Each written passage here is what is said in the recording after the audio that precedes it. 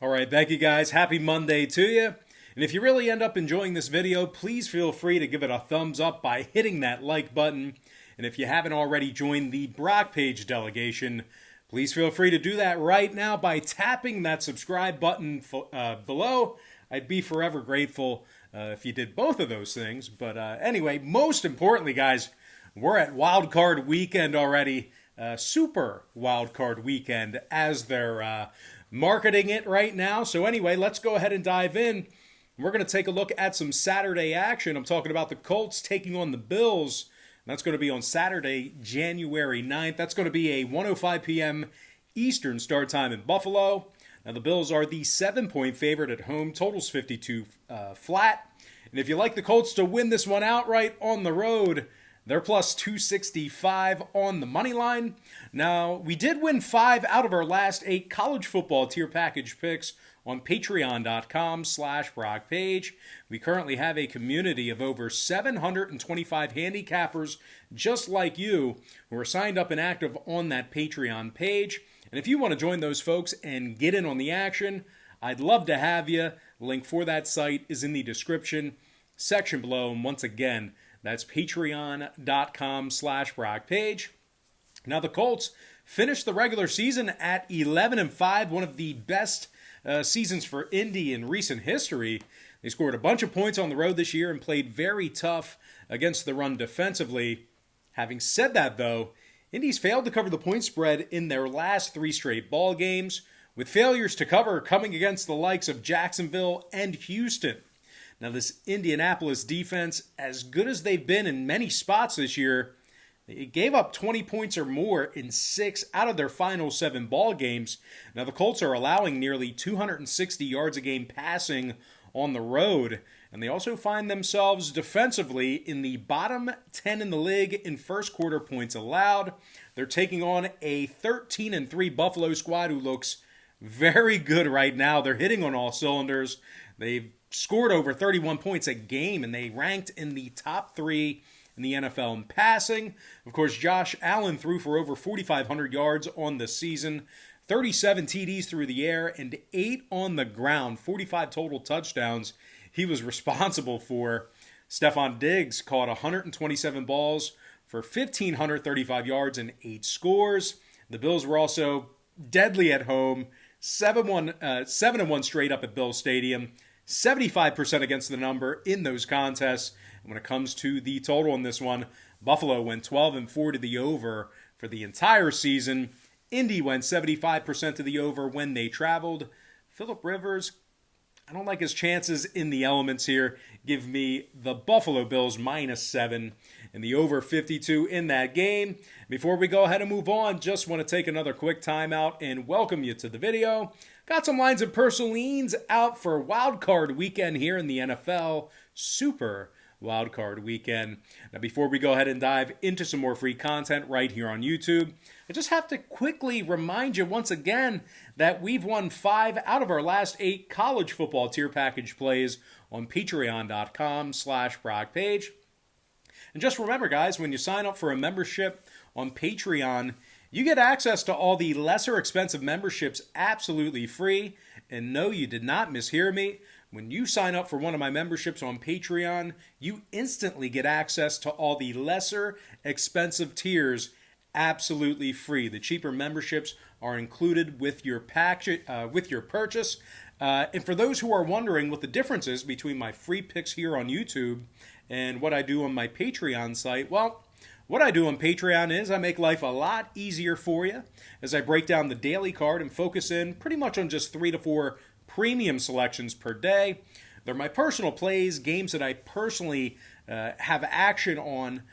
Sometimes it's more than 3 to 4, sometimes it's less, but generally 3 to 4 premium selections per day. And I'll tell you this much, I'm having a lot more success betting on games that way in smaller sample sizes versus wagering on every single game on the slate, side and total, like I do here with my free leans on YouTube. I know there's probably a few of you out there right now, maybe you watching right now, that you're going to bet every single game side and total on Wild Card Weekend. Hey, listen, have fun, have at it. Do what you got to do. It's going to be a great time for you, but it's certainly not a great way to make money. Now, guys, we currently have a community of over 725 handicappers just like you who are signed up and active on that site. And if you want to join those folks and get in on the action, link for that site is in the description section below. And once again, that's patreon.com/Brock Page.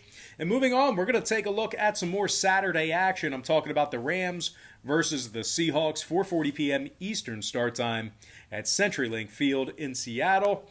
Now, the Seahawks are -4.5 at home, totals 43 flat. The Rams are plus $1.75 on the money line. Now, the Rams gave up just 13 points a game in their final 4 regular season contests. This LA defense is allowing just 186 yards a game passing on the road, as well as they're also giving up just 83 yards a game on the ground in that same category. Aaron Donald had 13.5 sacks through 16 ball games, 19.5 TFLs, and 4 forced fumbles. Meanwhile, John Johnson led the club in tackles with 105 of them.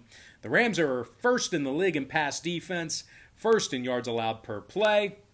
They're taking on a Seattle team who failed to cover the number in 4 out of their last 6, with failures to cover coming against the likes of San Francisco, Washington, the Giants, and Philadelphia. The Seahawks D allows nearly 290 yards passing a game, and they rank in the bottom 5 in fourth quarter points allowed. Now, Seattle also has a handful of guys who are listed as questionable for Saturday. I'm going to go ahead and lean toward the underdog LA Rams plus 4.5 in a very physical matchup, as well as the over 43 in that contest. All right, next matchup, it is going to be the night game on Saturday. I'm talking about the Bucs versus the football team, 8:15 p.m. Eastern kickoff on Saturday night. The Tampa Bay Bucs are -8 on the road, totals 46.5. And if you like the Washington football team in an upset in Landover, they're plus 370 to get the job done. Now, it should be a beautiful day in the D.C. area Saturday night. Going to be brisk, a little bit cold. Temperatures should drop in the 30s, but overall it should be clear. Should not be experiencing any type of precipitation. Now, the Redskins lost 2 out of their final 3 ball games. One of those losses was a 20-13 effort against Carolina. I'm just not sure the football team's going to be able to score enough points in this one. Bottom 5 in the league in home scoring. Bottom 3 in the league in yards per play at home as well. The football team wasn't very good at home either. They won just 3 of 8 at FedEx Field this season, and they rank in the bottom 3 in first quarter scoring. Now, they're going up against an 11-5 Tampa Bay squad who won their last 4 straight to end the regular season, and I would normally say they're in trouble because they're playing in cold weather, but Tom Brady has played in the cold his entire college and NFL career. Now, the Bucs also went 4-1 against the spread in their last 5 ball games, and they went 6-2 straight up on the road this year. They played very good when traveling. Brady threw for over 4,600 yards and 40 touchdown passes. Mike Evans, he was a 1,000-yard receiver in 16 starts this season as well. 13 total TD catches for the veteran wideout. Now, the Bucs are in the top 3 in passing, top 10 in yards per play. Meanwhile, on the other side of the ball, Tampa Bay had the number 1 rush defense in the NFL. Just 80 yards a game they gave up on the ground. Devin White had 18 tackles for loss this season, along with 9 sacks and 140 total tackles. JPP also had 9.5 sacks on the year, along with 11.5 TFLs and 2 interceptions. Jason Pierre-Paul also had 4 forced fumbles and a pair of fumble recoveries as well. Now, total-wise, 3 out of Tampa Bay's last 5 ball games stayed under the posted number. Meanwhile, the football team saw their final 5 games of the regular season stay under the line themselves, 6-2 to the under at home this year. I once again do not think Washington can score enough in this one. Give me the Tampa Bay Bucs -8 and the under 46.5. And with that, we're going to dive into some Sunday wildcard action. I'm talking about the Ravens versus the Titans, 1:05 p.m. Eastern start time in Tennessee. The Ravens are the 3.5-point favorite on the road. Totals 54 juice to the over. The Tennessee Titans are plus $1.70 for some money line cash. Now, in my humble opinion, I think all the pressure is on Baltimore in this game. They've waited a whole year to avenge their shocking playoff loss last season. The Ravens think they can beat the Titans, whereas Tennessee knows they can beat Baltimore. They've already done it in a very important ball game just a short year ago. And while I realize Baltimore's playing some really good football right now, I really think a guy like Derrick Henry is the X factor in a game like this. Tennessee's won 3 out of their last 4 ball games, 5-2 straight up in their last 7. They also scored 33 points a game in Nissan Stadium, and they rank in the top 3 in the league in rushing. Derrick Henry rushed for 2,022 yards on the season, along with 17 touchdowns on the ground. Henry averaged 5.4 yards per carry and 127 yards a game on the ground.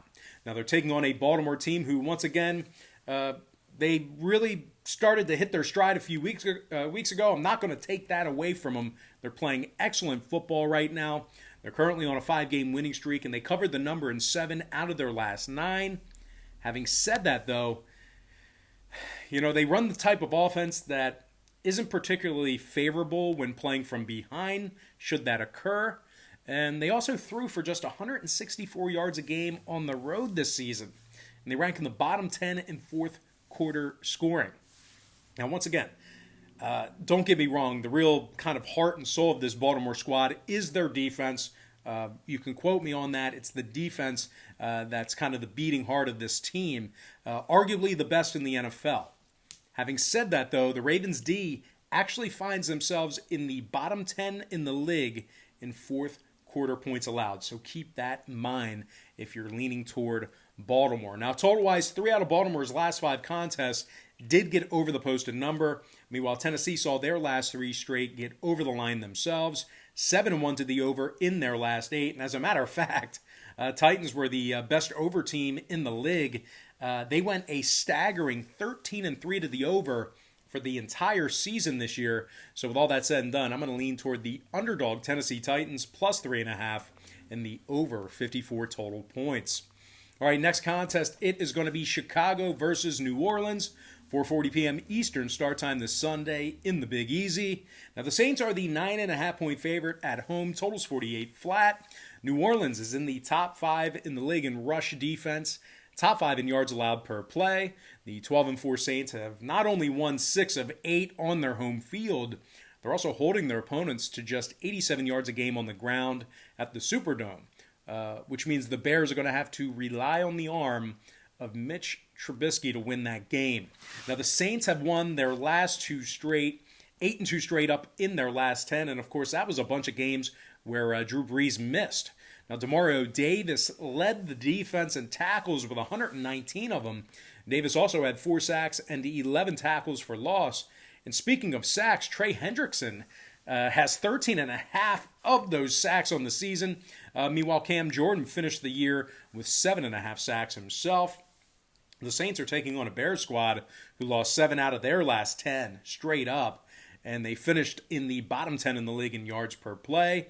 And despite a heavy reliance on this Bears defense, the Chicago D is giving up 133 yards a game on the ground when they travel.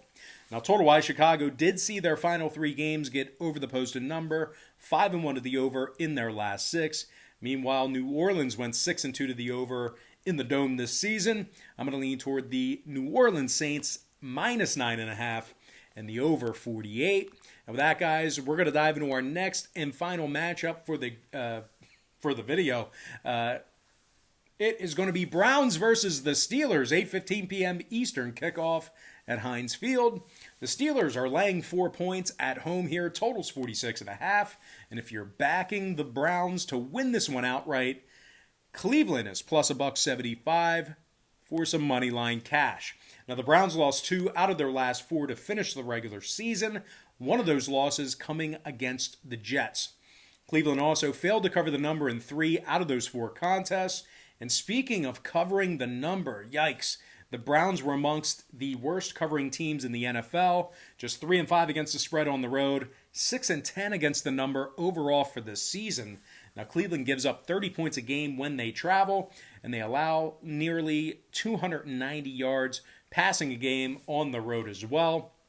They're taking on a Pittsburgh squad who's been virtually unbeatable at home this season. I know a lot of folks are kind of riding on the Steelers right now, really talking bad about them. But guys, they went 7-1 straight up at Heinz Field this season, 5-3 against the number in those contests. The Steelers are a top 5 pass defense at home, top 3 rush defense in that same category.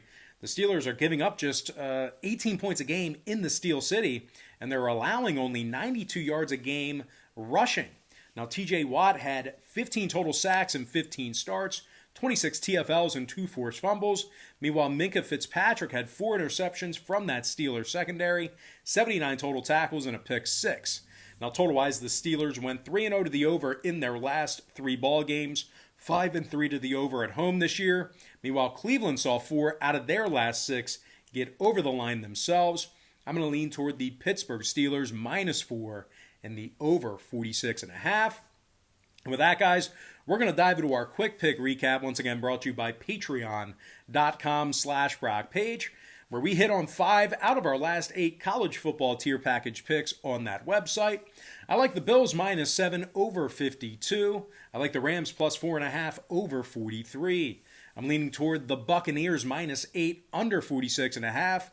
I also like the Tennessee Titans +3.5 over 54.